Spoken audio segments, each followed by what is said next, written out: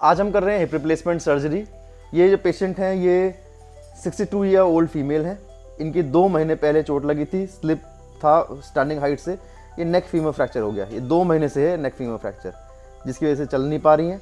तो अब हम क्या करने वाले हैं कि हिप रिप्लेस करने वाले हैं।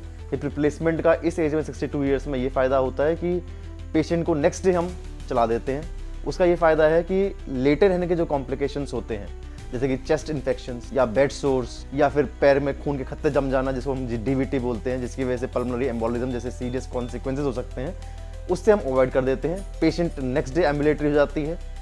अपने जो डे टू डे एक्टिविटीज़ होती है, वॉशरूम जाना है या फिर किचन में जाना है, उस तरह के काम नेक्स्ट डे से ही पेशेंट शुरू कर सकती है। ये जो हिप रिप्लेसमेंट सर्जरी है, एल्डरली पेशेंट्स के अंदर, 60+ पेशेंट्स के अंदर अगर नेक फीमर फ्रैक्चर हुआ है तो जल्दी चलाने के लिए, जल्दी मोबिलाइज करने के लिए एक बहुत ही एक्सीलेंट सर्जरी है और बहुत ही अच्छे रिजल्ट्स इसके आते हैं।